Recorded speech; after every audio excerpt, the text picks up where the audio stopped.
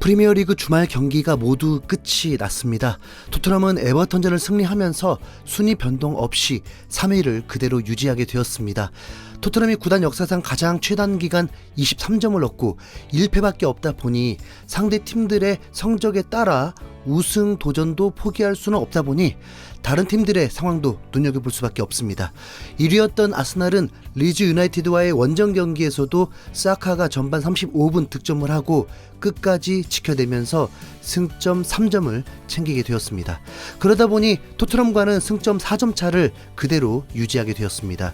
그리고 첼시도 원정에서 강등권에 처한 제라드 팀을 상대로 마운트가 멀티골을 넣으면서 승리했습니다. 아스톤 빌라는 유효슈팅 7개를 기록하고도 한 골도 넣지 못하면서 20개 팀 중 최소 득점 팀을 유지하게 되었습니다. 제대로 된 공격수가 없는 게 매우 치명적입니다. 팀 전체가 케인보다 득점이 적은 상태입니다. 물론 홀란보다 득점이 적은 팀은 훨씬 많네요. 첼시는 토트넘 바로 아래의 순위로 4위를 유지하게 되었습니다. 그리고 맨유는 홈에서 뉴캐슬을 상대로 최상의 라인업을 가동하고도 유효슈팅 2개의 무득점으로 맨유 팬들에게 실망을 주면서 5위를 유지하게 되었습니다. 토트넘과는 벌써 6점 차가 되었습니다.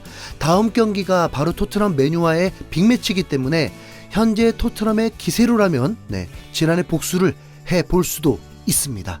최근 해외 매체에서 프리미어리그 순위를 예상하면서 토트넘을 5위까지 떨어뜨리고 맨시티, 리버풀, 아스날, 첼시 순을 예상했는데 그만큼 경기가 많이 남았기 때문에 빅클럽들이 뒷심을 발휘할 거라는 계산을 넣었습니다. 지난 시즌 토트넘이 기적적으로 4위에 올랐듯이 앞으로의 순위가 어떻게 흘러갈지는 알 수 없죠. 그렇기 때문에 남은 한 경기 빅매치가 매우 궁금하고 시선이 집중되었습니다.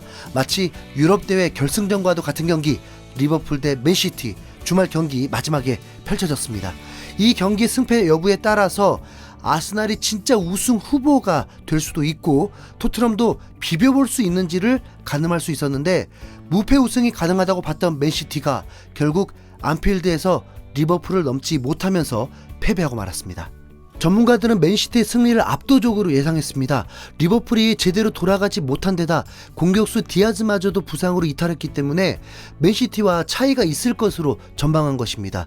하지만 전적을 보면 맨시티는 안필드에서 승리한 적이 극히 드물었고 리버풀은 커뮤니티 대회에서도 혼란이 있었는데도 승리하기도 했기 때문에 승부 예측을 쉽게 할 수 없었죠. 선발 라인업에서는 칸셀로를 오른쪽에 기용하면서 세계 최고 공격적인 윙백이 살라를 상대하게 했습니다.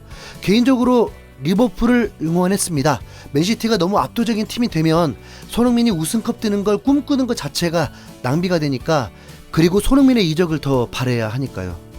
전반전부터 이 수준 높은 경기는 양팀 무득점이 됐는데도 시간이 금세 45분이 끝나버렸습니다.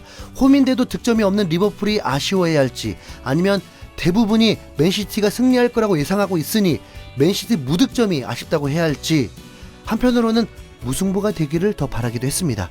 맨시티는 혼란의 위협적인 헤딩슛을 포함해서 8개의 슈팅과 3개의 유효슈팅이 있었고 리버풀은 1개의 유효슈팅이 있었습니다. 흥미진진한 이 빅매치는 후반전 시작부터 더 아슬아슬한 상황들이 펼쳐집니다. 먼저 후반 4분에 살라가 단독 찬스를 맞았는데 골이다고 확신한 상황에서 살라의 슈팅이 살짝 빠지면서 득점을 실패하고 말았습니다.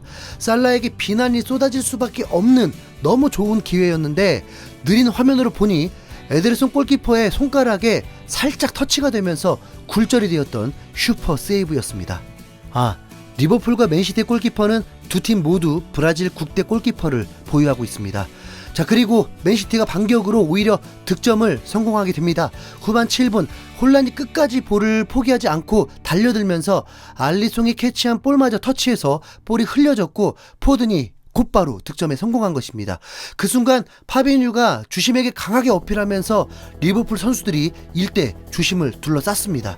득점 직전에 혼란이 파비뉴의 옷을 끌어당기면서 넘어뜨렸고 그 볼을 가로채서 득점이 나왔기 때문입니다. 주심은 여기서 자존심을 버려버립니다. 명품 경기에 제대로 된 판정을 하겠다고 화면을 보려고 달려갔습니다. 과르디올라 감독은 스스로도 찝찝함이 있었는지 그걸 왜 보러 가냐며 강하게 저지하려 했습니다. 이 장면 여러분은 어떻게 판단하시나요? 경기의 주인은 주심이네요. 주심이 그 파울 장면을 인정하면서 득점을 취소해버렸습니다. 리버풀로서는 행운이 뒤따랐다고 봐야 합니다. 과르디올라 감독은 이 경기 패배 후 득점 취소에 대해 강한 불만을 가지면서 심판이 판정한 플레이를 뒤집으면 안 된다. 우리는 심판의 실수 때문에 졌다고 강하게 어필했습니다. 이후 다시 리버풀은 기회를 잡았습니다. 후반 10분 살라의 크로스에 조타의 헤딩슛 상황이 있었는데 이게 골대를 맞으면서 득점이 실패되었습니다. 볼 소유는 맨시티가 더 많았지만 맨시티는 라인을 끌어올리면서 득점을 하기 위해 과욕을 부렸는데 알리송 골키퍼가 어시스트를 올리게 되었습니다. 킥 한 방에 하프라인을 넘은 볼이 칸셀루와 살라가 경합하다가 칸셀루가 볼 처리를 못하면서 살라가 다시 한번 단독 기회를 얻었습니다. 이건 드리블까지 허용한 페널티킥과 다름없는 기회였는데 여지없이 득점에 성공하게 되었습니다. 살라가 리그에서 매우 부진하다고 했지만 그래도 살라는 살라였습니다. 그리고 어쩌면 왜 살라가 현재까지 손흥민과 같이 3골밖에 못 넣었는지가 얼추 추측이 되는 상황들이 나오게 됩니다. 월드컵에서 김민재가 상대하게 될 누네스가 후반 27분 교체로 들어왔는데 5분 만에 기회를 얻고 질주를 합니다. 이미 투박한 드리블에 벽도 제대로 쌓여 있어서 살라가 옆에 있었는데도 벽에다가 슈팅을 하는 황당한 플레이를 하면서 예열을 시켰습니다. 그러더니 후반 41분 행운이 따른 기회를 리버풀 공격수 3명이 골문 근처까지 달려갔고 살라가 홀로 있었는데 당시 중계진도 살라가 비었다면서 완벽한 찬스라고 했는데도 불구하고 누네스는 벽에다 슈팅을 해버립니다. 이거 이기고 있어서 다행이지 진짜 생명의 위협을 느낄 수도 있는 장면이었습니다.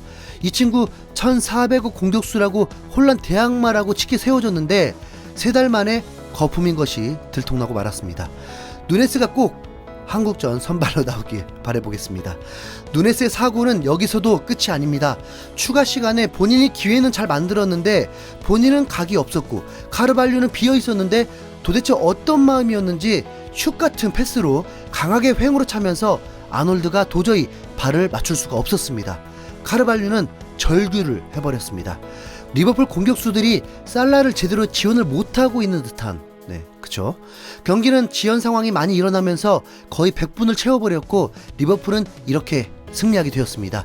클롭 감독은 경기 중에 항의하다가 퇴장을 당하기도 했는데 승리하면서 리그 8위까지는 올라왔으니 어느 정도 위안이 되었을까요?